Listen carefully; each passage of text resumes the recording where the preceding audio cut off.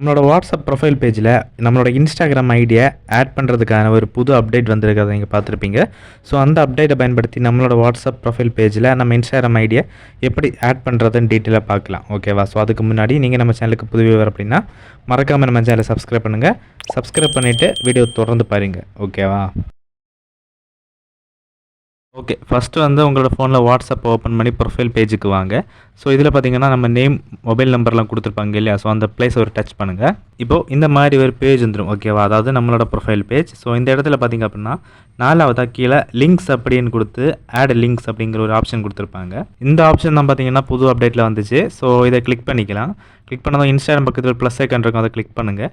இந்த இடத்துல வந்து உங்கள் இன்ஸ்டாகிராம் ஐடியோட யூசர் நேமை வந்து கரெக்டாக என்ட்ரு பண்ணுங்கள். ஓகேவா?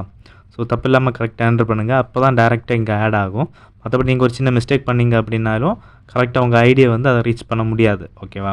ஸோ கரெக்டாக என்ட்ரு பண்ணிட்டு சேவ் பட்டனை கிளிக் பண்ணிங்கன்னா இந்த மாதிரி ஆகிரும். ஓகேவா? ஸோ இது வந்து நமக்கு தேவையில்லை. எடிட் பண்ணோம் அப்படின்னா எகைன் அந்த ஒரு இன்டூ மார்க் இருக்கும் பாருங்கள் ரைட் சைடில் அந்த நேம் பக்கத்தில்.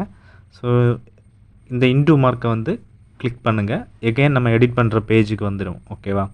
ஸோ எடிட்டெலாம் பண்ணி முடிச்சுட்டு திரும்பவும் கீழே இருக்க சேவ் பட்டனை கிளிக் பண்ணி நம்ம வந்து சேவ் பண்ணுறோம்னா எடிட் பண்ணாமல் சேவ் ஆகிரும். ஓகேவா? ஸோ இந்த வீடியோ உங்களுக்கு யூஸ்ஃபுல்லாக இருந்துச்சு அப்படின்னா மறக்காம ஒரு லைக் பண்ணுங்கள்.